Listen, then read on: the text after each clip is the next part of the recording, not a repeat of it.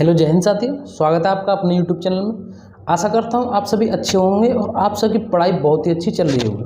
दोस्तों आज जो हम बात करने वाले हैं, आज हम बात करेंगे यूपी पुलिस रेडियो ऑपरेटर का जो आपका एग्जाम होने वाला है उसको लेकर के।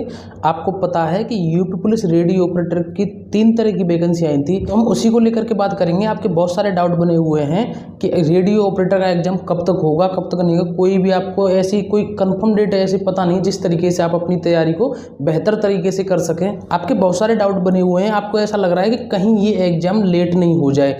आपको लेट होने का कारण भी ये मैं भी वो भी बताऊंगा कि लेट किस वजह से लग रहा है आपको। आपको ये भी पता है कि 26,382 वैकेंसी जो यूपी पुलिस की कांस्टेबल की आने वाली थी वो कई महीने से आ रही हैं, लेकिन अभी तक उसका नोटिफिकेशन बिल्कुल भी नहीं आया है।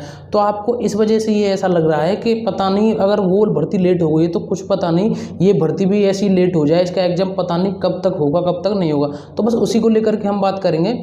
लेकिन एग्जाम डेट से पहले हम कुछ इंपॉर्टेंट बात करेंगे। जैसे कि सबसे पहले जो सबसे ज़रूरी है उसकी बात करते हैं हम सिलेबस की। देखिए सिलेबस की आपको पता ही है कि जो भर्ती बोर्ड की ओर से इसका ऑफिशियल नोटिफिकेशन आया था उसमें आपका सिलेबस दे रखा है। अगर आपने सिलेबस नहीं देखा है, अच्छी तरीके से नहीं पढ़ा है, तो ये आप बहुत बड़ी गलती कर रहे हैं। क्योंकि सबसे पहले तो आप अपने सिलेबस को निकालिए, अपना उसका एक प्रिंट आउट निकलवाइए। अगर आप प्रिंट आउट नहीं निकलवाते हैं तो उसको एक कागज़ पर अच्छे तरीके से, जैसे कि एक कोई कागज़ लीजिए खाली और उस पर अपने पेन से जो भी उसका आपका जो सिलेबस है उस पर नोट करिए और अपनी किसी भी जहाँ भी आप पढ़ते हो, जो भी आपकी स्टडी टेबल है, किसी भी तरीके से जहाँ भी आप अपनी स्टडी करते हो वहाँ आप चिपका लीजिए। जिससे आपको ये जैसे आपके आंखों के सामने वो रहेगा ना, तो आपको ये पता चलता रहेगा कि मेरा ये सिलेबस है, ये इतना टॉपिक मैंने कवर कर लिए, इतना रह गया है। ये एक अच्छे स्टूडेंट की पहचान होती है। अब हम बात करते हैं, जैसा कि आपको एक डाउट और बना हुआ है कि इसमें आपके जो प्रश्न हैं वो प्रश्नों की संख्या कितनी रहेगी। क्योंकि ये जो प्रश्नों की संख्या है आपके यूपी पुलिस रेडियो ऑपरेटर की जो नोटिफिकेशन आया था उसमें ये चीज़ मेंशन नहीं की है कि आपके जो एग्जाम है वो उसमें कितने प्रश्न रहेंगे। तो देखिए उस प्रश्न के बारे में आपको बताऊं, या तो आपके 160 प्रश्न रहेंगे या आपके रहेंगे 200 प्रश्न। ये उसी टाइम पे पता चलेगी जब आपका एग्जाम होगा। अगर इस वजह से आप इस चीज़ को ज़्यादा ना सोचिए कि 160 प्रश्न रहेंगे या 200 प्रश्न रहेंगे। अब हम बात करते हैं कि इसमें ऐसा सिलेबस में कुछ नया है क्या।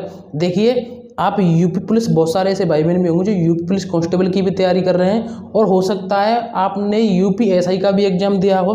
तो ऐसा सिलेबस कुछ भी ऐसा अलग नहीं है कि आपको कुछ अलग से किताबें लानी पड़े या कुछ अलग से कुछ ऐसी तैयारी करनी पड़े। आपको उन्हीं चीज़ों को पढ़ना है। आपको वही हिंदी पढ़नी है, वही रीजनिंग पढ़नी है, वही जीएस पढ़नी है, वही मैथ पढ़नी है। बस इसमें एक चीज़ अलग से है, वो मैं आपको बता दे रहा हूँ। वो एक चीज़ है आपकी फिजिक्स। आपको फिजिक्स पर विशेष ध्यान देना है। आपको फिजिक्स के लिए इसमें अब नोटिफिकेशन में भी बताया गया है और बाकायदा बिल्कुल एक एक चैप्टर उसमें बताया गया है कि कहाँ से किस किस तरीके से आपके प्रश्न उठाए जाएंगे फिजिक्स के लिए। तो इस वजह से जैसे कि आपने यूपीएसआई का एग्जाम दिया था, यूपीएसआई की और इसके सिलेबस में कोई इतना ज़्यादा बड़ा अंतर नहीं है। बस ये है वहाँ आपको मूल विधि देखने को मिली थी, यहाँ आपको फिजिक्स देखने को मिलेगी। तो इस वजह से आप फिजिक्स पर विशेष ध्यान दीजिए। देखिए दोस्तों, रही बात फिजिक्स को पढ़ने की, तो फिजिक्स हम कहाँ से पढ़ें। फिजिक्स के लिए मैं आपको बता रहा हूँ, आप बेसिक कहीं से भी पढ़ सकते हैं, किसी भी, मैं ये नहीं कह रहा उसी बुक से पढ़िए जहाँ से आपको मन करे। मैं ये कह रहा हूँ जैसे कि आपको ये एक लूसेंट की बुक है, इसमें आप फिजिक्स का जो भी पाठ्यक्रम जितना भी दिया गया है इसमें फिजिक्स का, वहाँ से आप इसको, इस बुक से आप अपनी फिजिक्स को अच्छी तरीके से कर लीजिए। मुझे लगता है वो आपके लिए बहुत होगी। बाकी आप, मैं ये नहीं कह रहा इसी बुक से पढ़िए, लूसेंट की बुक थी, आप सबको इससे परिचित होंगे। ये ब्लू वाली लूसेंट की बुक है, आप जहाँ से भी मन करे आप वहाँ से पढ़ सकते हैं, जहाँ से भी आपको अच्छा लगे। मैं ये नहीं कह रहा इसी बुक से पढ़िए।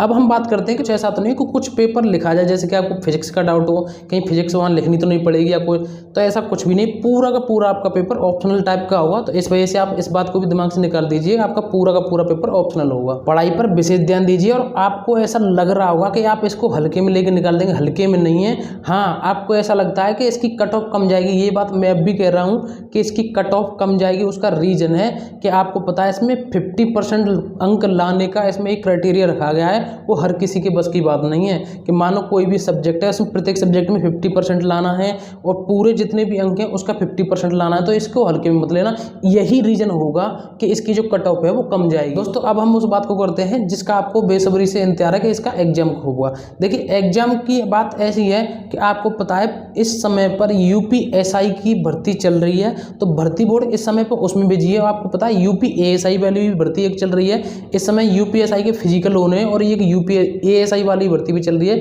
तो इस वजह से भर्ती बोर्ड का इसमें पूरा ध्यान उस पर है।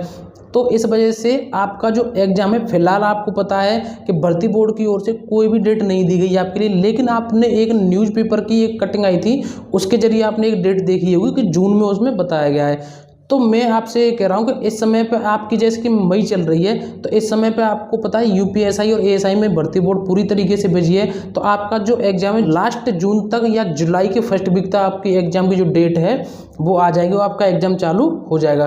तो इस वजह से आप लास्ट जून या जुलाई फर्स्ट वीक तक आपके एग्जाम की डेट मान सकते हो। आप ये भी मत समझना कि आपका जो एग्जाम है बहुत ज़्यादा लेट है आपका एग्जाम नहीं होगा, क्योंकि इस समय आपको पता है कि भर्तियों में बहुत तेज़ी आ रही है। इस वजह से आप अपने अच्छे तरीके से पढ़ाई करिए, विशेष ध्यान दीजिए पढ़ाई पर, और पढ़ाई में जो सबसे ज़्यादा जरूरी है वो है आपकी प्रैक्टिस। आप हिंदी, मैथ, रीजनिंग, जीएस, जिस सब्जेक्ट आपको जो सबसे अच्छी सब्जेक्ट है आपकी, उसको आप एक थोड़ा कम ध्यान दीजिए, और जो आपकी सब्जेक्ट आपको लग रहा है कि मैं इसमें कमज़ोर हूँ उस पर विशेष ध्यान दीजिए। तो दोस्तों मुझे आज बस यही जानकारी देनी थी आप सबके लिए कि आपका जो एग्ज़ाम है वो आपका जून लास्ट वीक तक या जुलाई फर्स्ट वीक तक आपका एग्ज़ाम हो जाएगा। तो आप इस चीज़ पर विशेष ध्यान दीजिए कि हमको किस तरीके से पढ़ना है, एक अच्छी तरीके से तैयारी कैसे करनी है। फिजिक्स की मैंने आपको बता दिया, जैसे ही आपके लिए कोई भी अपडेट होगा मैं आपको लिए तुरंत बताता रहूँगा। दोस्तों आज मुझे बस यही जानकारी देनी थी आज आपके लिए। यार वीडियो अच्छी लगी तो वीडियो को लाइक ज़रूर करें और अपने सभी दोस्तों में शेयर ज़रूर करें। अगर आप हमारे चैनल पर नए आए तो चैनल को सब्सक्राइब जरूर करें। दोस्तों आज के लिए बस इतना ही, अब मिलते हैं अगली एक नई वीडियो में एक नए टॉपिक के साथ। जय हिंद, जय भारत।